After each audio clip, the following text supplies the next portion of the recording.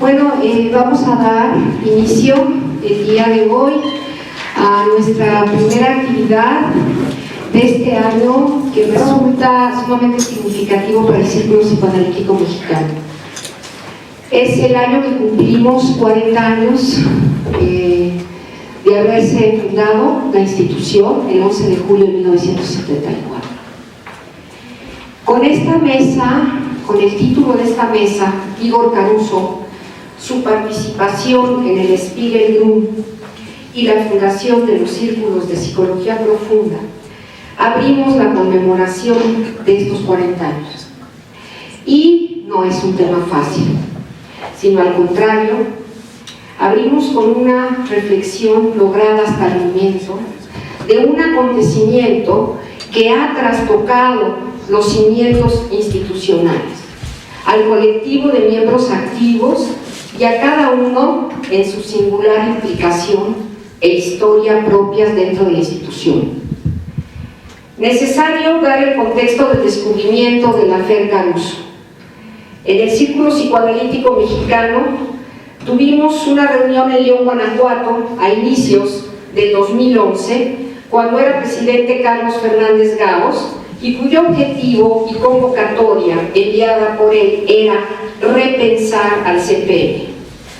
Reunión fructífera donde por primera vez coincidimos en la reflexión y el trabajo miembros activos de toda la República Mexicana.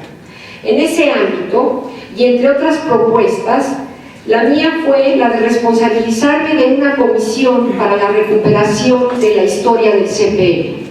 Luego fuimos más modestos y hablamos más bien de la recuperación de la memoria y no de la historia.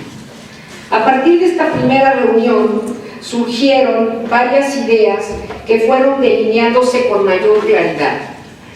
A mediados de 2011 se elige nueva mesa directiva, conformada ahora por Patricia Robles como tesorera, Alberto Montoya como secretario y yo, María Alejandra de la Garza, como presidenta. Iniciamos nuestro trabajo con 3 propuestas y por lo tanto en 3 líneas que, como podrán notar a continuación, son bastante movilizadoras de lo instituyente y de lo instituido en cualquier grupo. Primero, se propuso realizar una intervención institucional. Habíamos llegado como institución a un momento en que las confrontaciones, conflictos y desacuerdos estaban paralizando las posibilidades de trabajo. Para tal efecto, contratamos como interventor al doctor Eduardo Remedio. La segunda propuesta consistió en la reestructuración del Círculo Psicoanalítico Mexicano, misma que ha resultado sumamente productiva como efecto del documento que se nos entregó después de la intervención. De ahí apareció la conformación de grupos autogestivos de trabajo que se abocaran a la escritura de documentos sobre los diferentes espacios de trabajo y definición de la institución, estatutos, fundamentos, propuesta de transmisión clínica, etc. Por último, la tercera propuesta que hicimos como mesa fue avanzar en el trabajo de la Comisión de Reapropiación de la Memoria del CPM, de la cual yo sería responsable en el interior de la institución y a la cual invité para ser parte de la misma a Fernando González, por 3 razones: por ser uno de los cofundadores del CPM, por su importante trayectoria como investigador y como psicoanalista, y por ser mi gran amigo. La propuesta fue ratificada por la Asamblea y empezamos a trabajar. A la fecha hemos realizado más de 30 entrevistas en video de miembros activos, exmiembros y cercanos a la institución, así como 2 jornadas de trabajo, una de Cuernavaca y otra en Chapala, donde nos hemos concentrado en dar cuenta de nuestra memoria individual y colectiva, así como de nuestra distinta mirada en relación a las que entonces habían sido las 5 escisiones en el CPM. Bastante material que estamos traduciendo a un documento del análisis de nuestro presente, así como la edición de un documental que presentaremos el próximo 15 de marzo y otro que estamos en proceso de edición, que refleje el caleidoscopio de los diferentes relatos, recuerdos e implicaciones. en la historia de las heridas y de los logros institucionales. Una remembranza testimonial en donde, haciendo puente entre la memoria y el olvido, se posibilite a otro hacer varias lecturas, varias historias de nuestro pasado y nuestro devenir. Tal es, pues, el contexto en el que aparece el perturbador acontecimiento de la participación de Igor Caruso en Am Spiegelgrund en octubre de 2012 durante un seminario que coordinaba Felipe Flores sobre la institución psicoanalítica. Una de las personas que conformaban ese seminario, Cintia del Castillo, encuentra la información ya existente en Wikipedia. Esto nos toma por asalto a la Comisión de Reapropiación de la Memoria, es decir, a Fernando González y a mí. Trabajando en el intento de que la memoria de cada quien en las entrevistas que hemos realizado y grabado fueran el inicio de una historización futura, aparece el asunto Caruso, lo cual lleva a Fernando González a hacer todo un trabajo, aquí sí, de historización, de sociología y acompañada de una reflexión psicoanalítica. Es precisamente porque somos psicoanalistas que, una vez verificada la información con suficiente certeza, toca en su completa pertinencia hacerla pública y circular. Pero, digamos, este es uno de los momentos en donde la información ha circulado. Durante el año, 3 meses desde que apareció la información en Wikipedia, queremos explicitar y aclarar que no ha dejado de abrirse y de compartirse lo encontrado y los avances de la investigación, por lo menos en 4 niveles. El primer nivel, entre los miembros activos, lo cual implica el nivel de elaboración singular y específico de cada quien, así como la discusión colectiva. En un segundo nivel, discusiones reflexivas en el pleno de los miembros activos, tanto en la segunda reunión de reapropiación de la memoria en Chapala, Jalisco, como el 8 de septiembre durante nuestra Asamblea General Ordinaria, misma en la que se abrió un espacio de cerca de 4 horas para discutir y analizar el trabajo de investigación que vino realizando Fernando González desde el momento que se descubrió la participación de Caruso en el Spiegelgrund durante 8 meses en 1942. Dicho trabajo, no sobra decirlo, les fue enviado como documento engargolado a todos los miembros activos de la institución, así como a Felipe Flores y a Cintia del Castillo. Un tercer nivel en donde esto también se ha abierto es en la asamblea anual con los que participan en la propuesta de formación del Círculo Psicoanalítico Mexicano. Y un cuarto momento sería precisamente esta mesa, en la cual, ya verificada con un grado de certeza la información y habiendo tenido el tiempo de elaboración de la misma, tanto en mi individual como en grupo, hemos llegado al momento de hacerlo público hacia afuera del CPM, aun cuando ya esto ha circulado en varios espacios. Uno, en los trabajos de Rodolfo Álvarez del Castillo, publicados en la revista de Melanie Clay, por él, editada en Monterrey, Nuevo León. Otro, en el grupo Igor Caruso en Facebook, que también abrió Rodolfo Álvarez del Castillo, y donde no ha dejado de aportar documentos en diversos idiomas para enriquecer nuestra reflexión. Y por último, en el expediente Caruso, que acaba de aparecer en Cartapsi número 20, y donde se publica un artículo de Cintia del Castillo, que es quien encontró esta información en Wikipedia.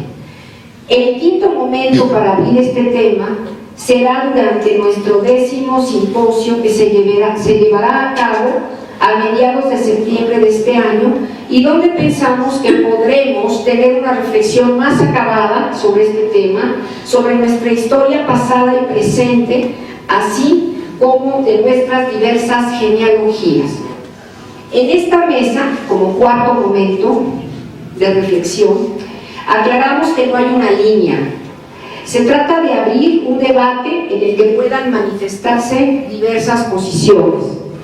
Fernando González iniciará el debate de la mesa como cofundador y ex miembro del PCM e integrante de la Comisión de Reapropiación de la Memoria, y hablará de los resultados de su investigación sobre lo que hizo Caruso en Spiegelstein, en qué consistió su intervención y una breve semblanza explícita de lo que ha encontrado en la puntual investigación que viene haciendo desde hace más de un año sobre este tema. Después participaremos los 4 miembros activos que estamos acá en la mesa, los 4 miembros activos del CPM. Y ustedes dirán, ¿por qué estos y no otros? Bueno, fue surgiendo el consenso, pero evidentemente los que estamos como miembros activos, es decir, la doctora Lidia Gassi, el doctor Juan Diego Castillo, la doctora Katia Meisner y yo, María Alejandra de la Garza, de alguna manera representamos diferentes momentos de la historia de nuestra institución. De ninguna manera en esta mesa se pretende llegar a una postura acabada, ni menos aún a una declaratoria consensuada en el CPM. Como se mencionó, el único consenso al que hemos llegado como institución es el abrir el tema en sus diversas aristas y tratar de ubicar en su justo lugar a Igor Caruso en las genealogías de la institución. Cada integrante contará máximo con 20 minutos de participación, también pueden ser menos minutos, y al final se abrirá un espacio para las preguntas, el diálogo y las intervenciones. Entonces vamos a dar inicio y les damos la bienvenida a todos los que hicieron el esfuerzo de llegar hasta acá. Muchas gracias. Entonces, te paso el micrófono. Yo te aviso. Sí. Muchísimas gracias. Mi posición es muy curiosa porque estoy como en una posición entre adentro y afuera. Prefiero usar la cinta de Moebius. Pero digamos, yo ya había renunciado al círculo en el 97 y volví con la invitación de Alejandra de la Garza para esto que les explicó de la memoria. Bueno, mi texto, que está rápidamente en los 20 minutos, se llama De los silencios de Caruso a los silencios en el círculo psicoanalítico. Hablar de esto en una época donde lo interactivo, el tiempo real, el humanitarismo compasivo y la práctica del remordimiento instantáneo es la fuente, es un poco difícil. Hablar de los silencios. La aparición de la información salió el 9 de octubre del 2012 por Cintia del Castillo. Yo me enteré el 12 de octubre por Felipe Flores, que me dijo: oye, ¿tú sabías que Igor Caruso trabajó en el Spiegelgrund donde se practicaba la eutanasia? Le dije: ni como rumor, jamás, ni como rumor. Ustedes saben que en los grupos uno percibe cuando hay un silencio, cuando hay un secreto, pero jamás lo había percibido. Inmediatamente, así como obseso, me puse a investigar desde ese día hasta el día de hoy, en la mañana, que me acaba de llegar el último texto que quise traducir del alemán, pero no lo logré integrar todavía a mi trabajo, que en este momento tiene 670 cuartillas, ¿no? Tiene alrededor de 370 citas al pie de página, algunas que se repiten de citas, etc. Nomás lo digo porque hay un trabajo que hay que tomarse muy en serio desde entonces. En la aparición de la información, cuando yo entrego este segundo borrador, el primero lo leí en marzo, en Zapala, el segundo aquí en el Círculo en septiembre, poco antes de irme a Viena a entrevistar precisamente a la persona que sacó el artículo, la doctora Evelyn List, para irle a entrevistar en Viena e ir a entrevistar a la hija de Igor Caruso. Las dos aceptaron gentilmente ser entrevistadas, las dos felizmente hablan español. Cuando yo le mandé el trabajo a Cintia del Castillo hacia el 8 de septiembre de este año, ella me contestó que por qué la había puesto al pie de página. y entonces me mandó un mail que la pusiera por favor arriba y me dictó cómo debía ponerla. Yo inmediatamente le escribí un mail y le dije que con todo gusto, y la puse tal cual me dijo que lo debía hacer. ¿Sí? Bueno, del tiempo de la interrogación al de la corroboración. Desgraciadamente yo soy universitario, ya saben que en algunos lugares el discurso universitario es el discurso pleno de sentido, el que obtura, etc. Pero yo soy universitario y creo que el discurso universitario no obtura necesariamente siempre. Y lo primero que uno tiene que hacer es, si uno recibe una información de Wikipedia, tratar de corroborarla con otras fuentes, porque ustedes saben la confiabilidad de Wikipedia. Acabo de hablar con un colega periodista, amigo mío, que me dijo que tienen prohibido citar Wikipedia si no lo compaginan con otras fuentes. Bueno, más como investigador de la UNAM, del Instituto de Investigaciones Sociales, si yo cito Wikipedia y me quedo ahí, simplemente me corren del instituto por un cierto nivel que hay que mantener de rigor, ¿sí? Y no mortis. Los datos duros. Me puse a investigar inmediatamente en todo el mare magnum de artículos que felizmente Rodolfo empezó a poner en el sitio Igor Caruso. Detecté que había 3 artículos, sobre todo 2, uno que se repite, que es el que me llegó hoy en la mañana con algunos nuevos datos de Evelyn List, pero sobre todo 2 que habían hecho investigación de campo en los archivos de la Municipalidad de Viena, y todo el resto en general, salvo excepciones, salvo que salte otro, y seguro que va a saltar otro. Uno cuando hace un trabajo historiográfico siempre hay que estar abierto a que salten, pero lo que hasta ahora he detectado, estos 2 artículos de Evelyn List y el otro de Gerard Benetka y Clarissa Rudolph, son los que realmente se metieron a investigar los datos duros. Entonces, por eso me basé en ellos como los datos duros. El texto está compuesto de varias, capas de textos y de articulación de textos, además de mi propia mirada, obviamente.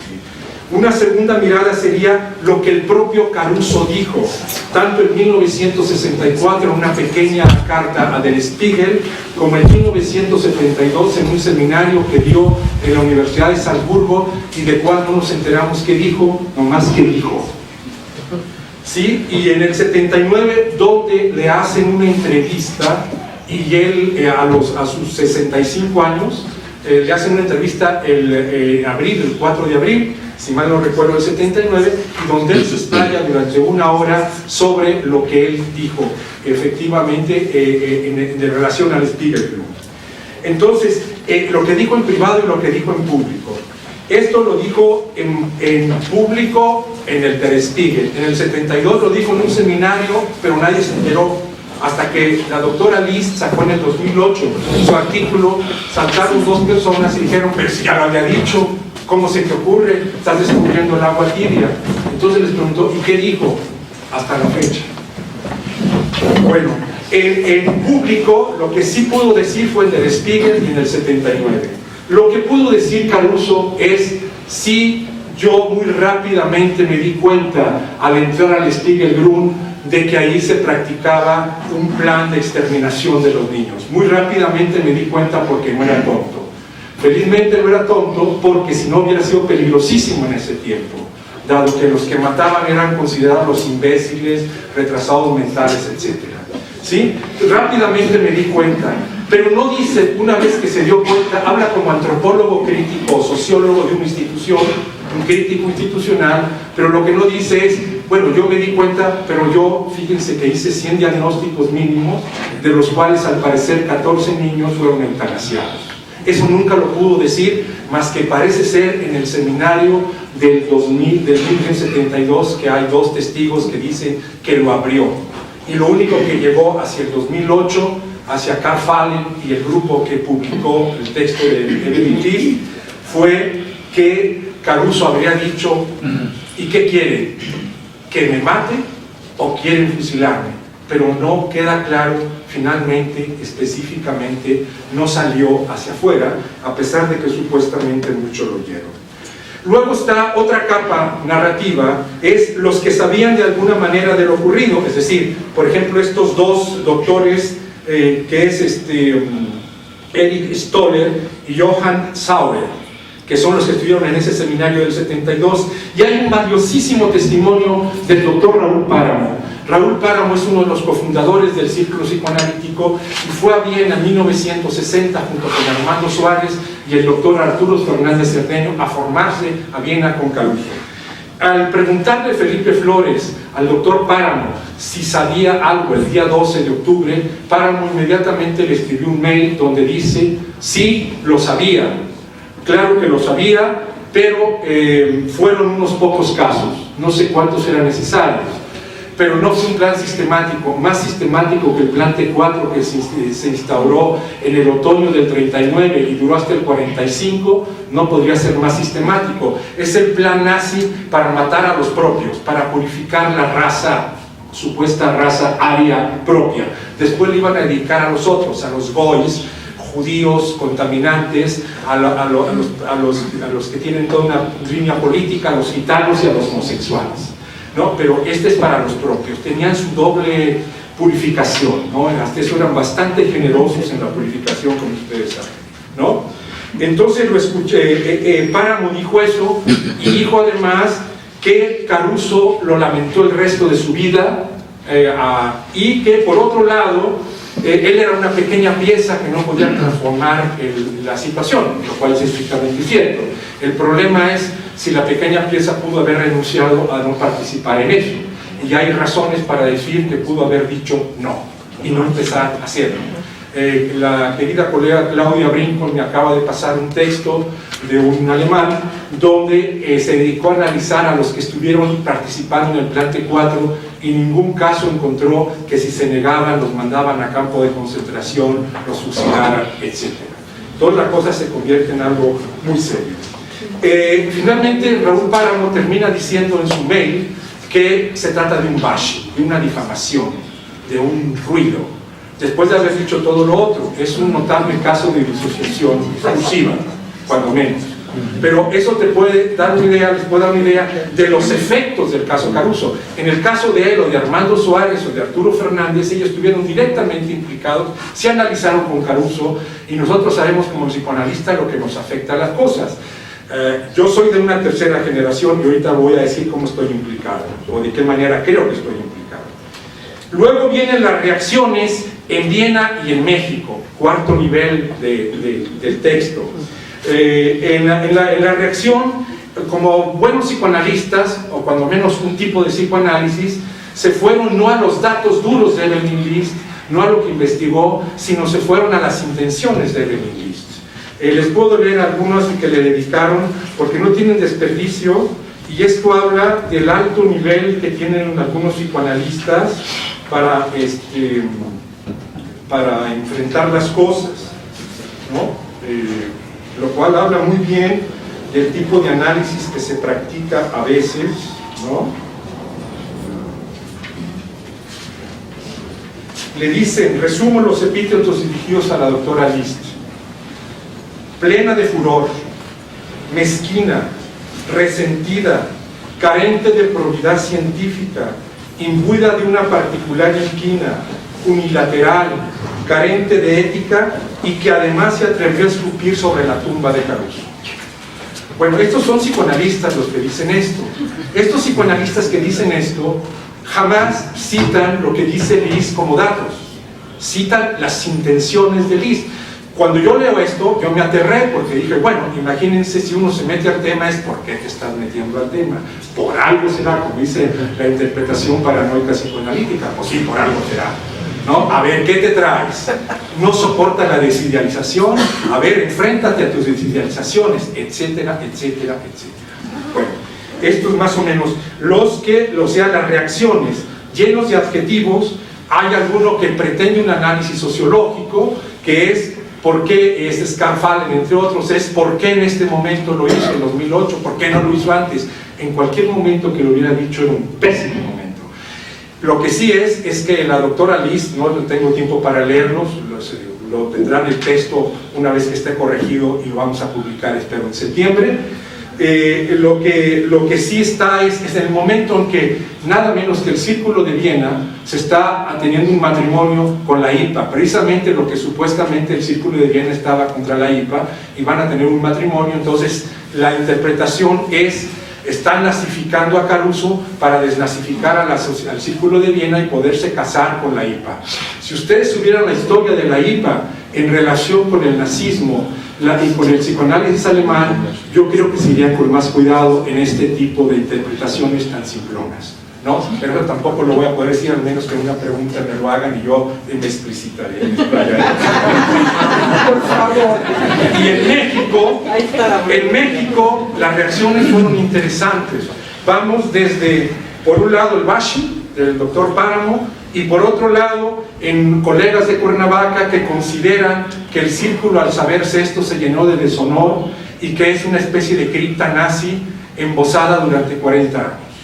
Lo cual es muy interesante. La única manera que consideraron hacer fue escindirse, me imagino, para purificar, crear una institución nueva, purificada. El problema es que cuando tú has pertenecido a una institución por años y te quieres ir a purificar, cargas con eso, como dice un tal Sigmund Freud: si el problema no es cometer un crimen, el problema es borrar las huellas.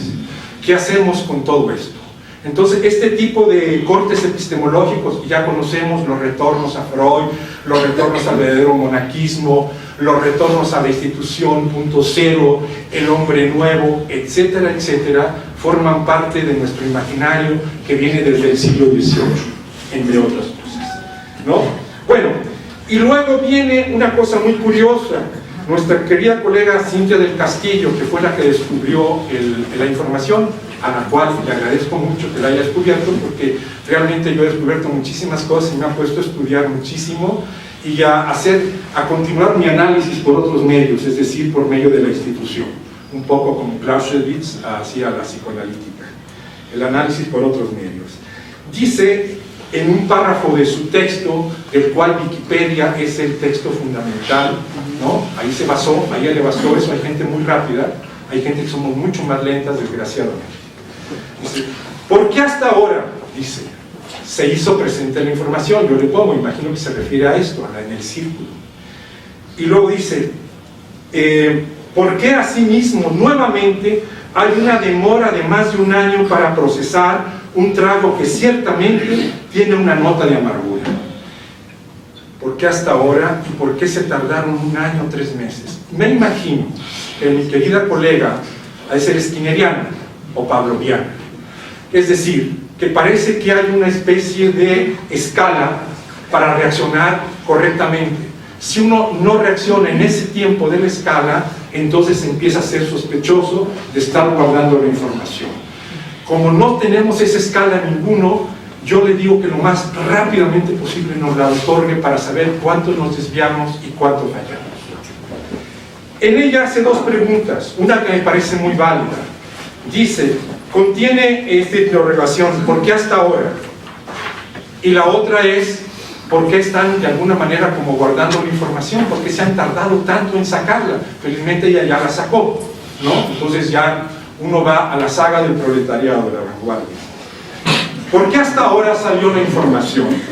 El intento de respuesta exige diferenciar los tipos de implicación y cruces de contextos o cruces de no contextos. Primero, la implicación directa de Caruso y la de su generación directamente en el nazismo, de diferentes maneras. ¿Por qué no lo pudieron decir? Porque era terrible decirlo. Es decir, imagínense que tú recibes un paciente que le cuenta: fíjense que mis padres fueron asesinados en Auschwitz, y el psicoanalista te dice: asocia, que sígale. Pero tú al mismo tiempo te las arreglaste, no pudiste decir no y participaste haciendo diagnósticos que después tus jefes nazis iban a decir si mataban o no a la persona. Ha de haber sido terrible llevar esto el resto de su vida, me imagino. Y toda esa generación, ¿no? Segunda, la de los miembros mayores cofundadores del círculo del CPM, que nada tuvieron que ver con el nazismo, ciertamente, Raúl Páramo y Armando Suárez, pero para nada.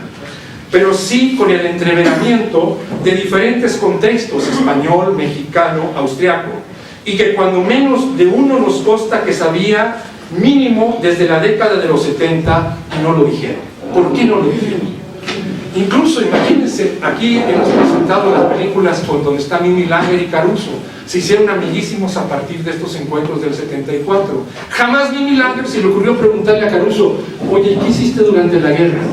Mimi Langer, judía, que tuvo que huir de Viena en el 36 a España, después a España, en Argentina, y después corriendo otra vez con la dictadura hacia acá y recibida por el círculo. Jamás, ni siquiera a Mimi se le ocurrió. Pregunta, ¿por qué no se nos ocurrió? Evidentemente, ahí venimos nosotros, Juan Diego y yo, como cofundadores de la primera generación. ¿Por qué no se nos ocurrió? Porque me imagino que había una confianza básica. El Caruso que nosotros conocimos era el Caruso del 68, que hablaba de Marcuse, de Freud, de Marx, que vino en el 69 por primera vez y que hizo una carta a Díaz Ordaz pidiendo la libertad de los estudiantes. El círculo que yo conocí era un Armando Suárez que había estado con Hernando Orfila en Fondo de Cultura y que Díaz Ordaz los había corrido del Fondo de Cultura y habían fundado el Fondo de Cultura Económica. Ese era para mí el círculo. El círculo era el que trajimos a Franco Basaglia, ¿no? Que trajimos a toda una serie de gente sobre psicoanálisis, antipsiquiatría, marxismo. Yo vivía en eso y jamás se me ocurrió preguntar lo que sí se le ocurrió felizmente a Cintia del Castillo. Es decir, la información estaba en Wikipedia, antes no estaba en Wikipedia, pero estaba en la chimenea del círculo como la carta robada, como un indexado, no un secreto guardado celosamente, de esto no se habla, sino estaba ahí. Bastaba que alguien lo pudiera pensar y preguntar, ¿y qué hizo Caruso y nosotros durante la guerra? Pregunta elemental que a nadie se nos ocurrió por exceso de confianza y porque proyectamos del presente al pasado. Si Caruso es así ahora, seguro que lo fue en el pasado. Muy bien. Y luego, la otra, entonces por eso hasta ahora la información. Ahora, la otra pregunta que dice, ¿por qué se han tardado tanto? Implica un silencio, pero no un silencio más, un silencio de quien la hace. Porque habiéndole entregado el trabajo, habiéndose enterado de que lo estábamos haciendo, habiendo sido invitada a formar parte de un libro, no lo dice y dice ¿por qué hasta ahora? Eso se llama silencio. Silenciar algo, eso es no ser honesto. ¿Sí? Y bueno, hay tres críticas a Igor Caruso que me parece fundamental, que en el círculo van a tener que retomar, y yo, como parte de esto que trabajé, también voy a tener que trabajar a fondo. Una, su experiencia en el Spiegelgruppe. Segundo, la fundación del Círculo Vienés de Psicología Profunda con nazis o exnazis. Y tercero, sus supuestos análisis psicoanalíticos. Muchísimas gracias.